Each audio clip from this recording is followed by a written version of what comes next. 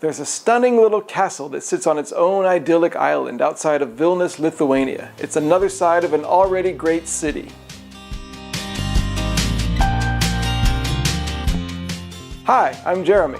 Thanks for watching. Well, today we got to see another side of Vilnius, and I had to enjoy the greatness despite my blood sugar being high yet again. First blood sugar of the day was 243. Can't win for losing. We had another simple breakfast in the room, cereal and a banana. And then something started to happen. First of all, the sun came out, and this was the first sun we've seen in Lithuania. And a little bit after breakfast, my blood sugar was 168. Unlike yesterday, breakfast didn't destroy me. I let some diabetic optimism creep in. Maybe things are looking up. They weren't. Me and Masaya went back outside to see some of the other parts of Old Town Vilnius that we hadn't seen yesterday. It was Sunday and there was kind of an electricity in the air. The sun was out. There's free accordion music. Quite nice. The first thing we did was go back to Vilnius Cathedral because we wanted to go to the Stebukla tile again. After seeing it last night, I read on the internet this morning that what you're supposed to do is walk around it 360 degrees. So we went back to take care of that today. You gotta do your duty as a visitor. And if yesterday was filled with classic rock stars, well, is it just me or is this Stebukla tile really reminiscent of the Red Hot Chili Peppers logo?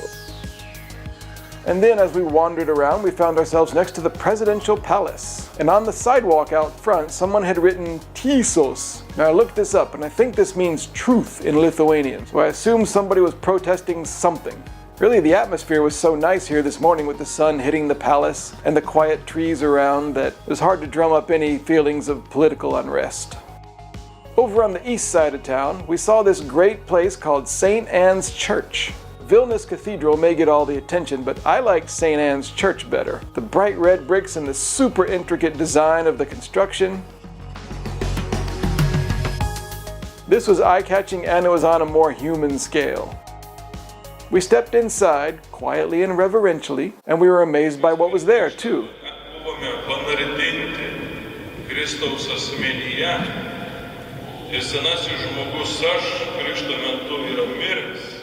Including these big stained glass windows that really benefited from the sun.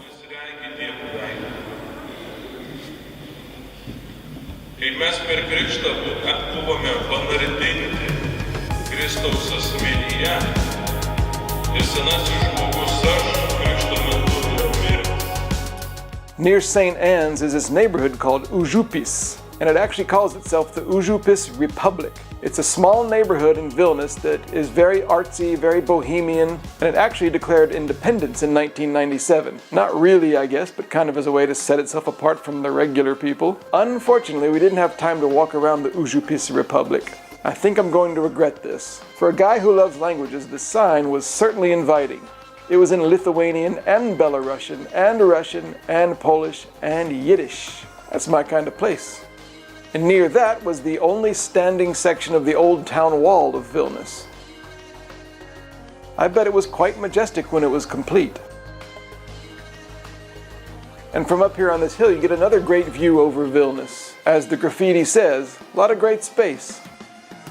I love when I see English graffiti in some non-English speaking country. I never understand why it's there, but I appreciate it.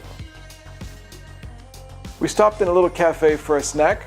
Hope nobody saw me take my shot, but they probably did. And then we went back to the room to get ready, because we had plans for the evening. Masayo's friend Neringa drove us out to this place 25 kilometers away from Vilnius called Trakai Island. And on Trakai Island is the Trakai Island Castle.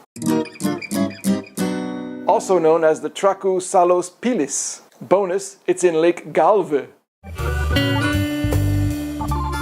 Trakai Island Castle was built in the 14th century by a guy named Kęstutis. It was a main strategic location for the Grand Duchy of Lithuania. Over the centuries, it was expanded a couple of times to make it stronger. It got thicker walls and places to fire cannons from, things like that. By the 1600s, the castle had fallen into disrepair. But in the 1800s, a process of rebuilding began. The reconstruction program was continued by Imperial Russia and also by the Germans in World War II. Now, it's a major tourist attraction near Vilnius. The drive to the castle was really nice. The sun was going down, and all the traffic was heading the opposite direction, so we had the whole road to ourselves. At the castle itself, there weren't that many people. But there were ducks and swans, and the big moon was out, It was really a perfect setting.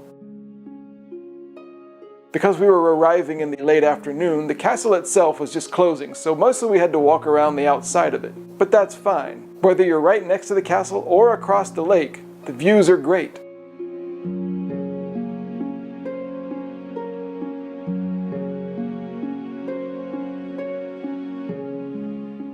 As the setting sun gave way to the rising moon, we went to a nearby restaurant for the local specialty, kibinai, which is a little bread dumpling with something inside. My something was chicken and mushrooms. For reasons I do not recall now, I didn't take any insulin in the restaurant. I waited till we got out to the car, and in the back seat, in the complete pitch darkness, I dialed up 3 units and injected them blindly into my leg.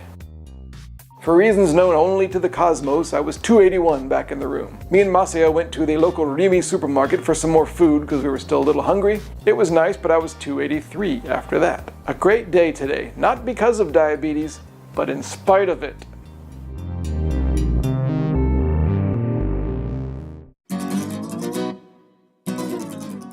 Good thing and a bad thing about today. This was a day of the heavens. The sun was out and the great moon was out. The bad thing is that we didn't go into the Užupis neighborhood of Vilnius. We probably could have made time for that. Poor decision. Diabetes thoughts for today. My average reading today was 244. If I'm not careful, the whole trip average is going to reach 200. I do have the occasional good reading, but overall, way too high. Well, the capital city is a good way to see a country, but there's other smaller towns too that give you a better understanding of the place. Tomorrow we're going to go to a place called Šiauliai, and after 3 weeks we're finally going to take our first train of the trip.